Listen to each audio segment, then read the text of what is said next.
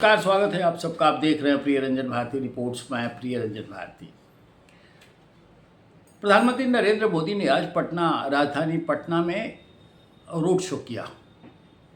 मौका था सम्राट चौधरी मंत्रिमंडल का गांधी मैदान में विस्तार, यानी नए मंत्रियों को शपथ दिलाई गई, फिर से कैबिनेट पूरा हुआ है। हालांकि अभी बाकी है, लेकिन प्रधानमंत्री का रोड शो आखिर क्यों हुआ, ये तो सवाल पूछे जा रहे थे कि प्रधानमंत्री ने रोड शो क्यों किया।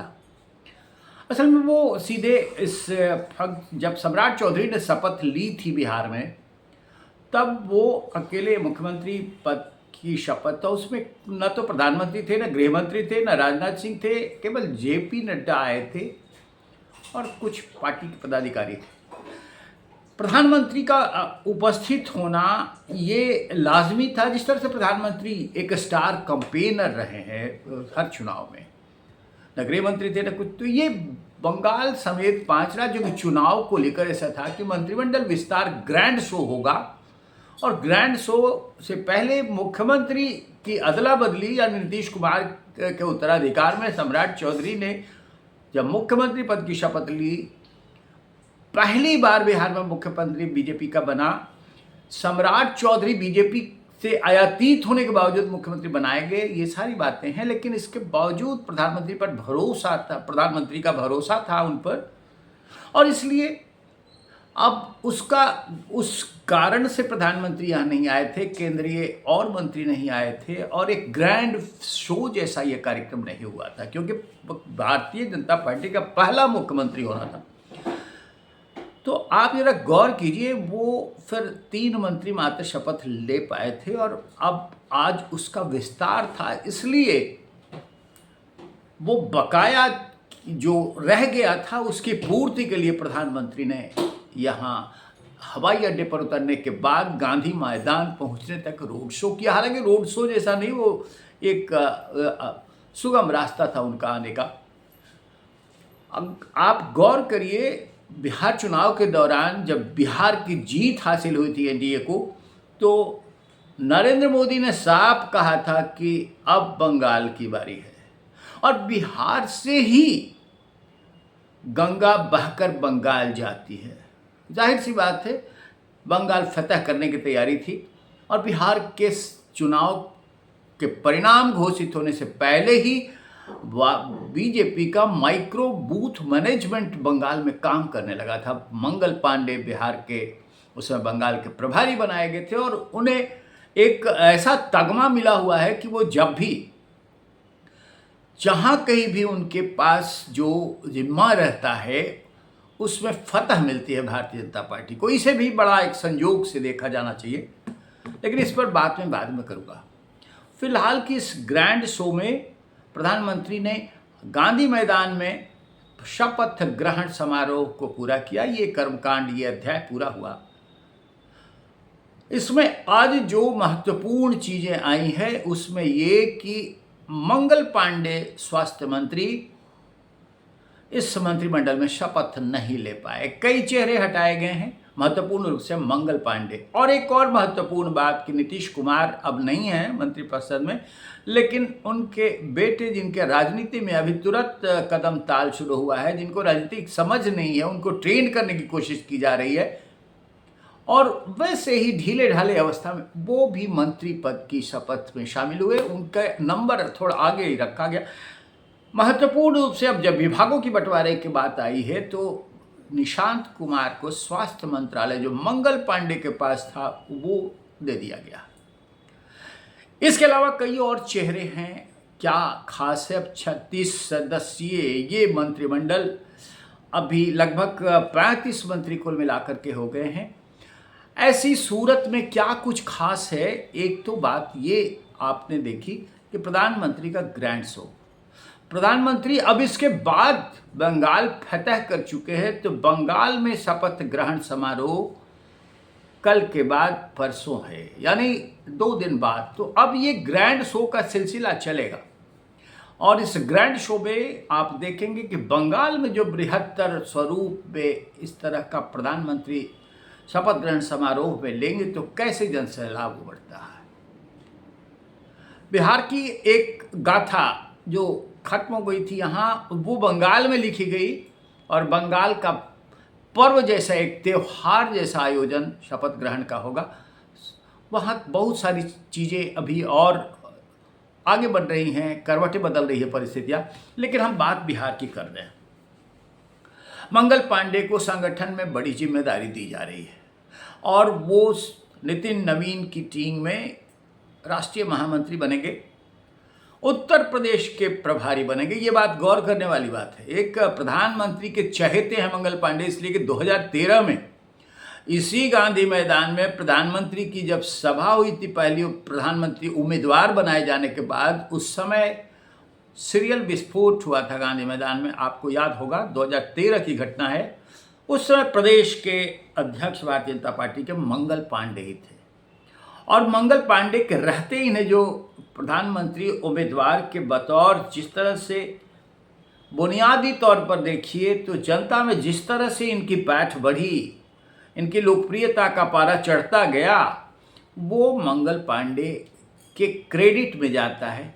और तब से ये सिलसिला चल पड़ा है कि जब भी मंगल पांडे को जो दायित्व दिया गया, चाहे जहाँ का भी प्रभार दिया गया, इन्हें जो भी जिम्मेवारी दी गई पार्टी नेतृत्व की तरफ से, उसमें किला फतह हुआ है। अब बंगाल का ही उदाहरण ले लीजिए।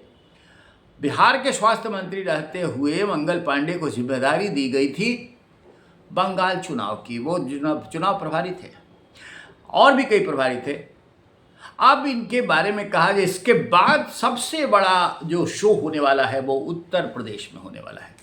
उत्तर प्रदेश में जो चुनाव होगा, पूरी ताकत भारतीय जनता पार्टी की लग रही है। उसके प्रभारी मंगल पांडे बनाए जा रहे हैं। प्रधानमंत्री की लोकप्रियता प्रधानमंत्री बनने से पहले मंगल पांडे के कार्यकाल में हुआ सीरियल ब्लास्ट के कारण बिहार में इनकी जड़ें और काफ़ी मजबूत हुई और उसके बाद ये लगातार आगे बढ़ते जा रहे हैं।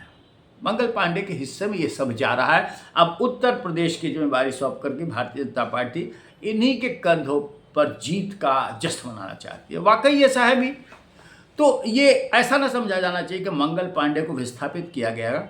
मंगल पांडे बड़ी जिम्मेदारियों के योग्य हैं और उनको दिया जा रहा है। इसलिए निशांत कुमार की इसमें वापसी सम्राट चौधरी सरकार में वो इक्वेशंस को बताती है कि कैसे नीतीश कुमार अब नहीं है तो उनके उत्तराधिकार के बदले जो पहले श्रवण कुमार का नाम, तो वो तो पार्टी विधायक दल नेता हैं ही पार्टी के, और उसके अलावा निशांत कुमार की उपस्थिति से ये प्रतीकात्मक रूप से संदेश देने की कोशिश की जा रही है कि नीतीश नहीं तो निशांत के नेतृत्व में पार्टी आगे बढ़ेगी। अब ये अलग विषय है। फिलहाल निशांत को स्वास्थ्य विभाग दिया गया, कई मंत्रियों की अदला बदली की गई। भारतीय जनता पार्टी ने कई चेहरे नए लाए हैं। उधर जो आशंका जताई जा रही थी कि अशोक चौधरी नहीं आएंगे जनता दल यूनाइटेड से, वो फिर आ गए हैं सरकार में। विभागों की अदला बदली हुई है। अदला बदली माने विभागों में फेरबदल हुआ है।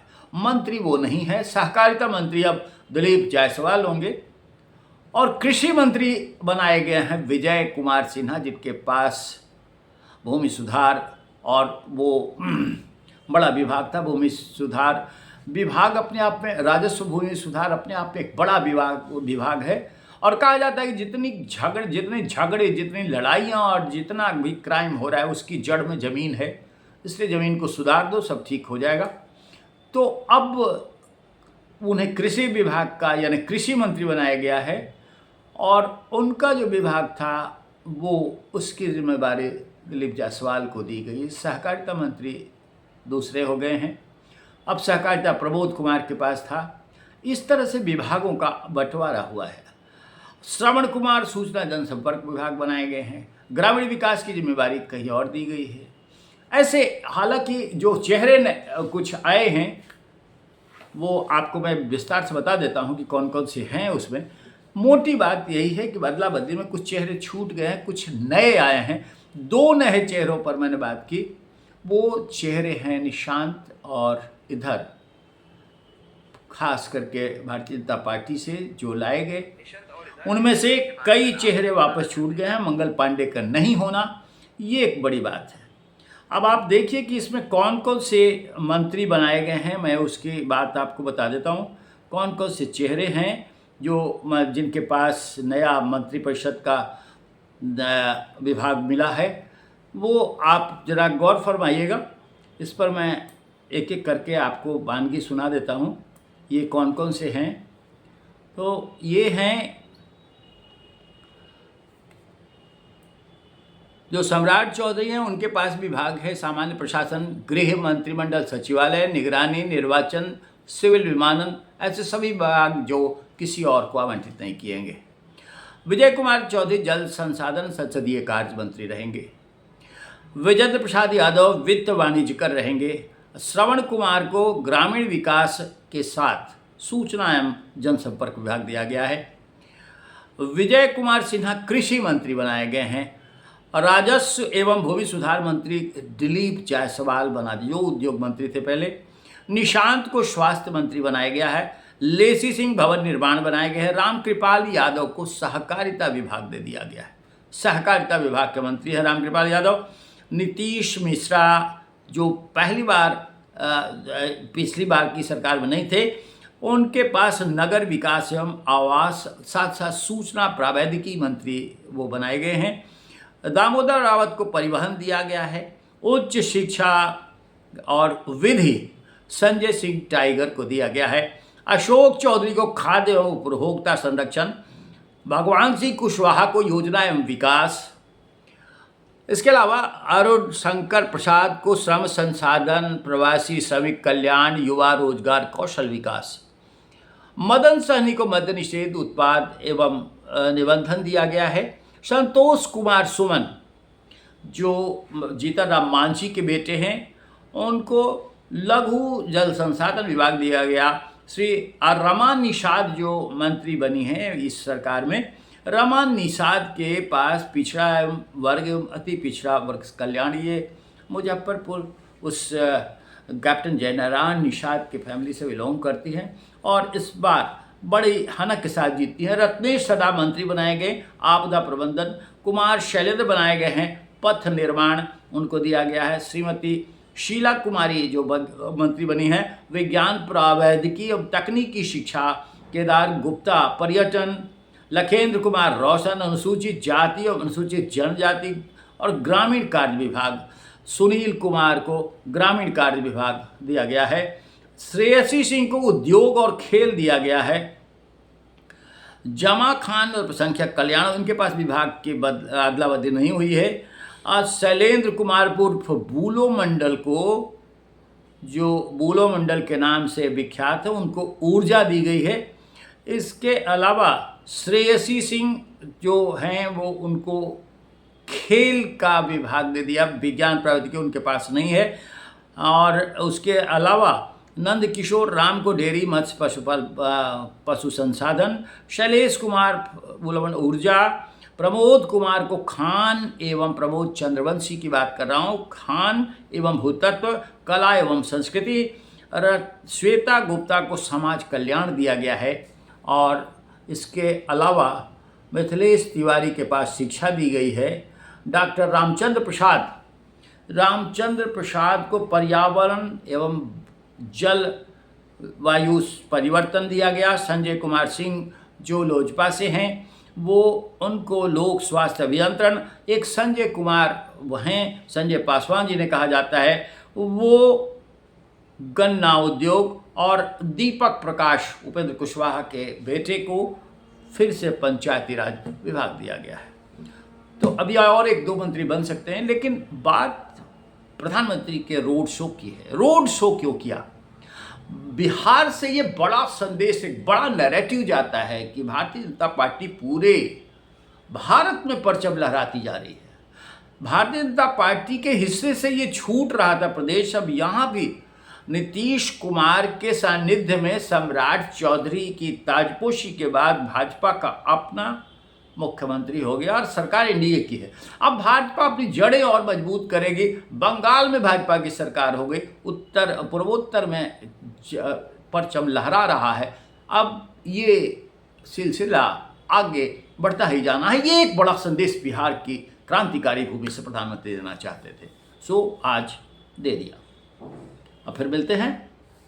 आज के इस वीडियो के बारे में आपसे फिर अपनी अपील करेंगे कि कमेंट्स कीजिए, कमेंट्स बॉक्स में जाइए और कमेंट कीजिए। अच्छा लगेगा, हम जवाब भी देंगे। और मुझे आप देख रहे हैं, मेरी बातों को आप पसंद कर रहे हैं, इससे मेरा उत्साह भी बढ़ेगा और साथ साथ आपसे एक सिलसिला, एक संवाद भी कायम होता रहेगा। फिर आगे और भी बातें होंगी। नमस्कार।